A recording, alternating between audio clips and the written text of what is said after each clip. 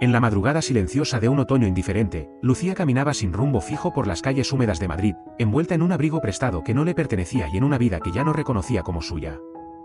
El frío no era el que entraba por los poros, sino el que se había instalado por dentro. Desde aquella noche en que el mundo dejó de ser un lugar seguro, el hotel tenía una fachada anodina, como todos los lugares donde ocurren cosas que nadie debería contar.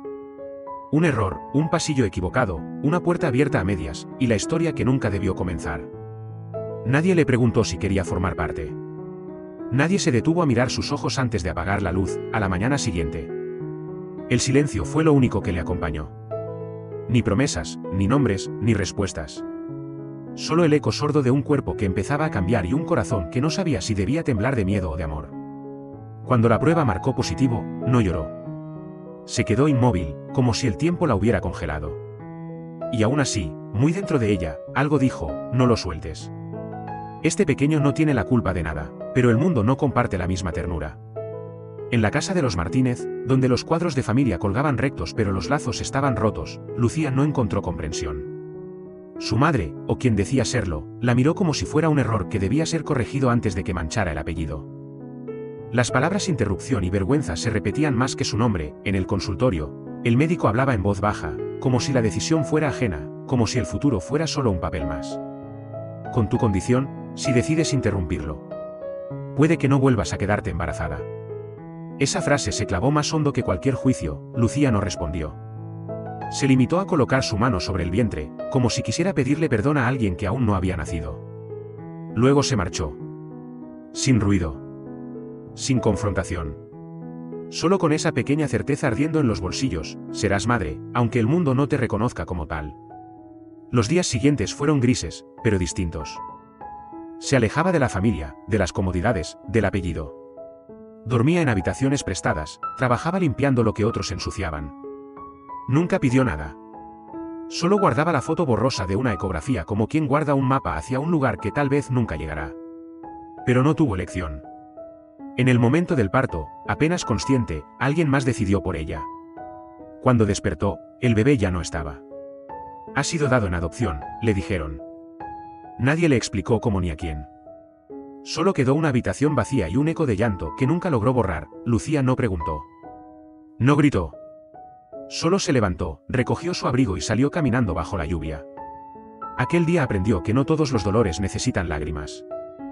Algunos se arrastran en silencio durante años, esperando un rostro familiar entre la multitud.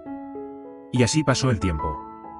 7 años en los que nunca dejó de imaginar la forma de una carita, una voz pequeña pronunciando su nombre, unos ojos que pudieran parecerse a los suyos o a los de aquel desconocido, hasta que un día, sin buscarlo, lo vio, una niña en un hospital, con las mejillas rosadas y el mismo lunar en la clavícula que ella había heredado de su abuela. Estaba allí, viva, riendo. Y en ese instante, sin aviso, sin permiso, todo el dolor contenido se convirtió en certeza. Esa niña era suya, pero no corrió hacia ella. No gritó. Solo se quedó a una distancia prudente. Observando. Como si temiera que un paso en falso pudiera romper la frágil línea que el destino, por fin, había trazado a su favor. El hospital, con sus luces blancas eternas y pasillos demasiado limpios, parecía el lugar menos propicio para los milagros. Pero allí, entre los susurros de las enfermeras y los pasos apagados sobre el linóleo, Lucía volvió a verla. La niña estaba sentada en una silla demasiado grande para su cuerpo, con las piernas colgando y los zapatos aún sin atar. Reía con alguien. Y en esa risa, Lucía escuchó el eco de su propia infancia. Sofía, no hubo gritos, ni lágrimas, ni súbitos abrazos. Solo el latido contenido de un corazón que se resquebraja en silencio al reconocer a quien nunca dejó de amar. Lucía se mantuvo a distancia. Observó cómo la niña se frotaba la nariz al reír, el gesto exacto que ella misma hacía cuando era pequeña. Fue entonces cuando lo supo. No necesitaba ninguna prueba. Era su hija. Días después, una llamada inesperada. Un hombre de traje impecable y voz medida le ofrecía algo extraño. El señor Alejandro desea hablar con usted. Es sobre Sofía. Lucía se quedó en silencio. No preguntó cómo sabían su nombre. No pidió detalles. Simplemente colgó, con el pulso acelerado y el pasado llamando a la puerta. Cuando se encontraron, el despacho era frío y amplio, y él, ese hombre que una vez formó parte de su vida sin saberlo, la observó con ojos atentos. Había en su mirada algo más que curiosidad, una sospecha silenciosa, como si su alma intuyera un vínculo que su razón aún no alcanzaba. Le propuso algo insólito. Convertirse en la niñera de Sofía. Vivir en su casa, cuidar de la niña, fingir ser su madre. Como si el mundo se hubiera dado la vuelta, y la verdad, de tan real, ahora debía ocultarse. Lucía no respondió de inmediato. Caminó hasta la ventana.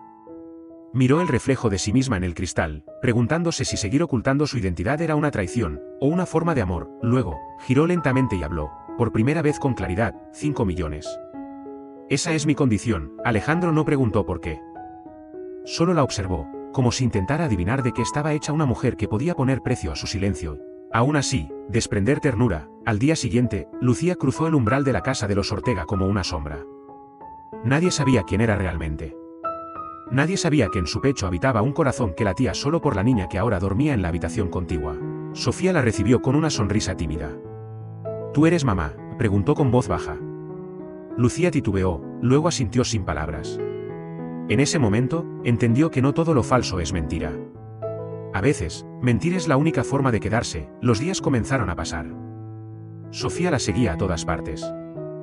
Le tomaba la mano al cruzar el jardín, le dejaba dibujos debajo de la puerta, le pedía que le cantara canciones antes de dormir, y Lucía, sin darse cuenta, empezó a sonreír de nuevo. Empezó a vivir, pero cada vez que escuchaba los pasos de Alejandro acercarse, sentía un nudo en el pecho. Porque mientras más cerca estaba el de la verdad, más miedo tenía ella de perderlo todo otra vez. Una noche, mientras recogía los platos de la cena, lo escuchó hablar por teléfono: la niña está distinta. Más alegre. Más viva. Creo que le gusta a esa mujer. Lucía se apoyó contra la pared, con los ojos cerrados. Quería creer que estaba haciendo lo correcto. Que fingir era solo un medio. Que un día podría decirlo en voz alta, pero el tiempo nunca es tan generoso como uno desea. Y en la casa donde habitaba su hija y el padre de su hija, que aún no sabía que lo era, Lucía dormía cada noche con el mismo deseo: que Sofía no la olvide jamás. Aunque un día, quizá, se viera obligada a marcharse sin decir adiós. Las decisiones importantes no siempre se toman con fuerza. A veces se toman en una habitación silenciosa, de pie frente a un espejo empañado, mientras el agua de la ducha sigue cayendo y uno no se atreve a mirarse a los ojos. Así decidió Lucía que protegería a su hija. Aunque para ello tuviera que ensuciar su nombre, la casa de los Martínez seguía siendo la misma. Elegante por fuera. Fría por dentro. Un hogar donde el apellido brillaba más que cualquier vínculo y donde el silencio se premiaba más que la verdad. Allí la esperaba su madre, o la mujer que había ocupado ese lugar. Rosa no preguntó por Sofía. Solo habló de dinero, de reputación, de lo que debía hacer para compensar el daño que había causado. Lucía bajó la mirada. Sabía lo que venía. Siempre lo supo. Desde que le arrebataron a su hija, desde que la empujaron al margen. La familia no era un refugio. Era una jaula. La acusación era clara: Isabel, su hermana menor, había atropellado a una joven de una familia influyente. Y ahora la única manera de salvarla era que Lucía cargara con la culpa. Tú ya estás rota, parecía decir cada gesto, cada mirada. ¿Qué importa un crimen más sobre tus hombros? Lucía no respondió. Solo pensó en Sofía. En la forma en que le agarraba el dedo al dormir. En los dibujos torcidos que colgaban en la nevera. En cómo la llamaba mamá con una mezcla de duda y ternura. Si no lo hacía, la perdería. Si hablaba, la esconderían. Si se negaba, la alejarían de nuevo. No había justicia en esa decisión. Solo miedo. Y amor, aceptó. No con palabras, sino con ese silencio resignado de quienes ya han perdido demasiado para seguir luchando. Rosa sonrió por primera vez en años. Isabel fingió lágrimas. Y Lucía salió de allí con la espalda más recta de lo que cualquiera imaginó. No porque estuviera orgullosa, sino porque no quería que nadie viera cómo se le rompía algo por dentro. En la noche, en su habitación de paredes claras, Sofía dormía con la boca entreabierta y una mano extendida hacia el borde de la cama, como si esperara que alguien no se marchara. Lucía la miró largo rato, como si estuviera intentando memorizar cada línea de su cara por si debía desaparecer otra vez. No durmió. Solo esperó. Esperó al amanecer, a la cita con la policía, al inicio de esa otra vida. Una donde su nombre estaría manchado, pero su hija estaría a salvo. Mientras firmaba la declaración falsa, sintió que algo se apagaba dentro de ella. No era la esperanza. Era algo más antiguo, más hondo. Era la fe en que el amor, por sí solo, pudiera bastar. Cuando volvió a casa, Sofía corrió hacia ella con un dibujo nuevo. Era un retrato mal hecho de las dos, una figura alta, otra bajita, de la mano. Y en medio, un sol torcido. Lucía lo colgó en la pared. No dijo nada. Pero por primera vez en mucho tiempo, lloró. En silencio. De pie. Como siempre, el pasado no llega con estruendo. A veces se arrastra despacio, se esconde entre los pliegues de una fotografía olvidada, o aparece de pronto en un sobrecerrado con demasiada historia dentro. Alejandro no esperaba nada aquel día. Solo firmar algunos documentos, revisar informes, cumplir con su agenda sin sobresaltos.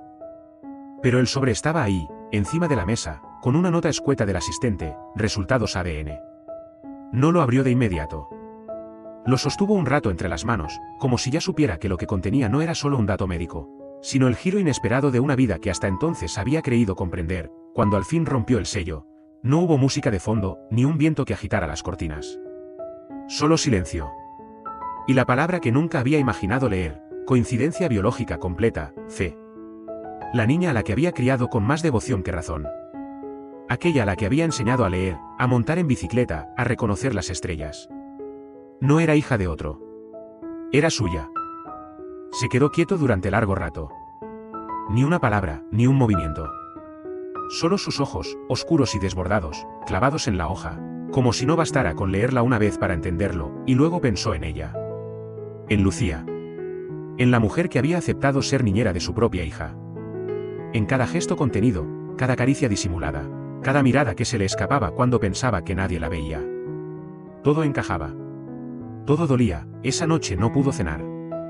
Caminó sin rumbo por el jardín vacío, recordando detalles que antes no tenían importancia.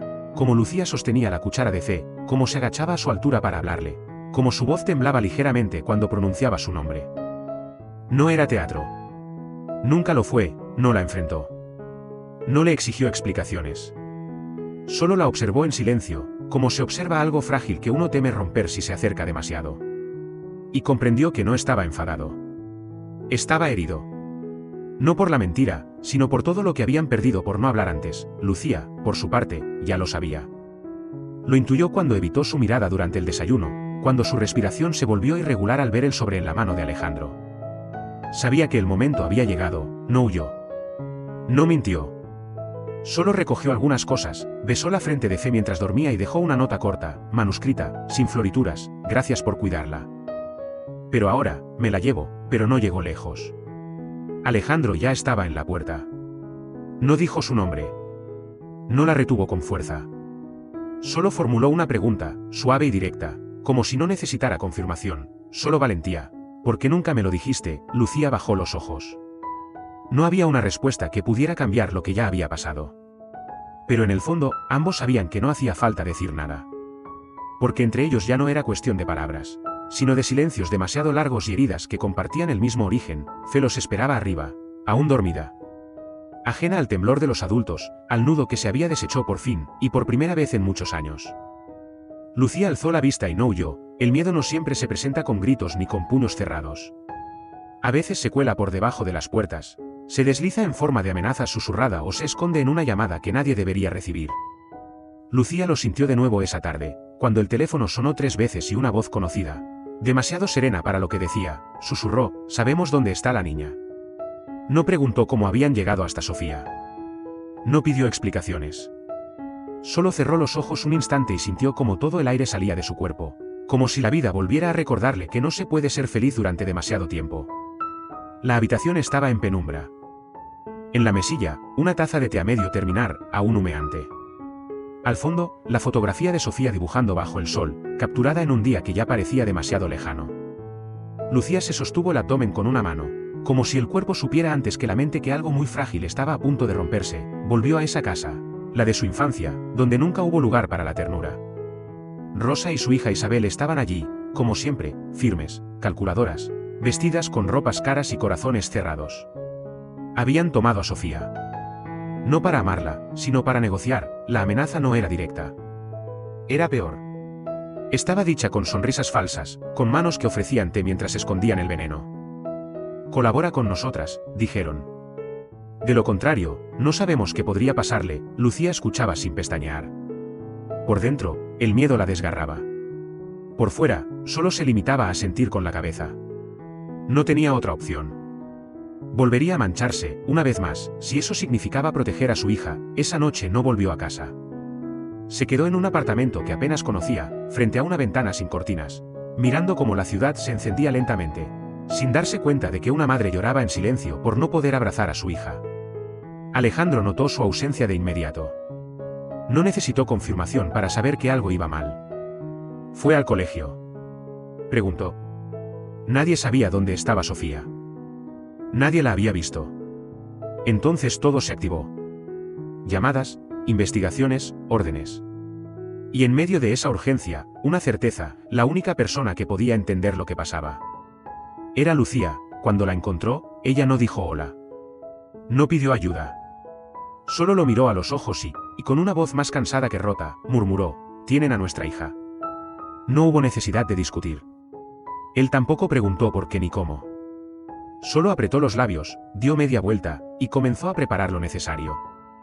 Porque cuando se trata de un hijo, incluso el silencio se convierte en grito. La noche de la entrega fue larga. El lugar, un edificio abandonado, olvidado por todos excepto por aquellos que tienen algo que esconder. Lucía llegó sola. Tal como le pidieron. Las manos vacías, pero el corazón ardiendo como una hoguera. Al verla, Sofía corrió hacia ella, pero fue detenida por un brazo brusco. Lucía contuvo el impulso. Sabía que todo podía desmoronarse con un solo movimiento, y entonces, sin anuncio, apareció Alejandro. No con fuerza, sino con precisión. No con ira, sino con decisión.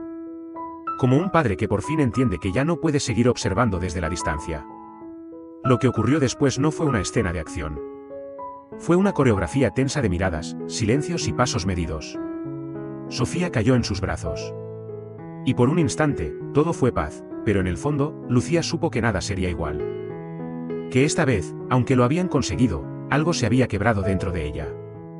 Algo que no se cura con abrazos ni promesas. De vuelta en casa, mientras Sofía dormía entre ambos, Lucía apoyó la cabeza en el hombro de Alejandro. No porque todo estuviera bien, sino porque, por primera vez, no estaba sola. El amanecer entraba despacio por las rendijas de la persiana, bañando la habitación en una luz dorada que no pertenecía del todo al día ni a la noche. Lucía observaba a Sofía dormir, con la mano pequeña extendida sobre la colcha, como si aún necesitara tocar algo mientras soñaba. A su lado, Alejandro descansaba con los ojos entreabiertos, demasiado cansado para fingir que no vigilaba tan bien. Habían sobrevivido. De nuevo. Pero esa vez no hubo celebraciones. Solo un silencio compartido. El tipo de silencio que no pide explicaciones porque los cuerpos ya lo han contado todo. Lucía se levantó sin hacer ruido. Se sentó junto a la ventana y dejó que el aire de la mañana le acariciara el rostro. Sus ojos, secos desde hacía días, ya no sabían si llorar o simplemente mirar. Llevaba dentro una mezcla densa de alivio, culpa y ternura. Y también algo más difícil de nombrar, un atisbo de esperanza que le daba miedo reconocer. Alejandro la observaba desde la cama, sin decir nada. Solo reparando en cómo sus hombros se curvaban ligeramente hacia adelante, en cómo sostenía la taza con ambas manos. Como si temiera que se le escapara algo más que el calor. Pensó en acercarse. No lo hizo. A veces, el amor consiste precisamente en saber cuándo no tocar. La cocina olía a pan tostado y café. Sofía entró descalza, con el pelo alborotado y los ojos aún medio cerrados. Se acurrucó en el regazo de su madre sin pedir permiso, como quien regresa a casa después de mucho tiempo. Lucía la abrazó con los ojos cerrados, como si cada segundo en esa posición pudiera coserle por dentro todo lo que se había roto. Alejandro les sirvió el desayuno en silencio, colocó una flor pequeña en un vaso y lo dejó al centro de la mesa. Nadie comentó el gesto. Pero Lucía lo miró. Y por primera vez en mucho tiempo. No apartó la vista. Más tarde, cuando Sofía jugaba en el jardín con su muñeca favorita, Lucía y Alejandro se quedaron solos en el salón. Había demasiadas palabras posibles, y a la vez, ninguna necesaria. Él se acercó, no demasiado, pero sí lo justo como para que ella sintiera que ya no tenía que cargar sola con todo. No quiero perderla, dijo él al fin, con voz baja. No era una amenaza, ni una petición. Era una verdad desnuda. Lucía no respondió con palabras. Solo apoyó su frente contra la suya, brevemente, como quien concede algo sin prometer nada. Esa noche, cuando la casa se quedó en calma, él la llevó a su habitación. No hubo besos apresurados ni confesiones teatrales. Solo el roce leve de una mano en la espalda, una manta compartida, el pulso acompasado de dos cuerpos que por fin descansaban sin miedo, y cuando la madrugada volvió a acariciar los cristales, Lucía se despertó antes que nadie, como de costumbre. Se levantó, cubrió a Sofía con cuidado y luego lo miró a él, dormido, con una expresión distinta. No era amor aún. Pero tampoco era solo gratitud, era algo que empezaba a florecer sin pedir permiso. La tarde caía lenta, envolviendo la casa en una luz cálida, como si el mundo, por un momento, hubiera decidido no hacer ruido. En la cocina, Lucía preparaba una tarta sin receta, guiada solo por la memoria y el corazón. Las manos le temblaban un poco. No por nervios, sino por el peso emocional de ese día. Sofía cumplía años, no era la primera vez, pero sí la primera con todos allí. Alejandro había decorado el jardín con cintas discretas y una mesa pequeña cubierta con un mantel a cuadros. En un rincón, una maceta con flores silvestres que él mismo había recogido esa mañana. No hizo falta más. A veces, la ternura se encuentra en lo que no se dice, en los detalles que no esperan aplausos. Sofía apareció con un vestido blanco, ligeramente arrugado, con una diadema mal colocada y las zapatillas al revés. Sonreía como solo lo hacen los niños que, por fin, se sienten en casa. Lucía la vio desde la ventana y sintió que algo se le deshacía por dentro. Una mezcla de orgullo, alivio y una punzada suave de tristeza. Esa que llega cuando uno se da cuenta de que el tiempo no se detiene y que incluso lo hermoso está hecho de despedidas. Alejandro se acercó a ella con 2 tazas de chocolate caliente. No dijo nada. Le rozó el hombro y se quedó a su lado, mirando cómo Sofía corría de un lado a otro sin preocuparse por nada. Durante la merienda, nadie habló de todo lo que habían atravesado. Solo se rieron, comieron demasiado azúcar y sacaron fotos que probablemente quedarían borrosas, pero que igual guardarían para siempre. En una de esas fotos, sin que nadie lo notara, Lucía apoyaba su cabeza en el brazo de Alejandro. Fue un gesto breve, casi instintivo, pero cargado de significado. Ya no había miedo. Solo el deseo silencioso de quedarse. Cuando cayó la noche, Sofía se quedó dormida en el sofá, con la boca entreabierta y un trozo de glaseado aún en la mejilla. Lucía la cubrió con una manta ligera, le acarició el cabello y se quedó mirándola unos segundos más. Como si con eso pudiera prolongar ese instante, Alejandro apareció tras ella y, sin decir nada, le ofreció su mano. Lucía la tomó, subieron al piso de arriba, uno al lado del otro, sin prisa, como si caminaran hacia algo que, esta vez, no daba miedo. En el dormitorio, se sentaron en la cama sin encender la luz. El silencio entre ambos ya no era incómodo. Era casi necesario. Un espacio de recogimiento donde el amor se asentaba sin hacer ruido. Lucía cerró los ojos un momento, y cuando los abrió, lo miró con una mezcla de gratitud y algo más profundo, más real. Alejandro le devolvió la mirada con esa serena intensidad que solo tienen los hombres que han dejado de correr. No hicieron promesas. No hablaron del futuro. Solo se quedaron ahí, compartiendo la certeza de que, después de todo, habían llegado, y eso, sin nombres ni fechas, ya era una forma de amor.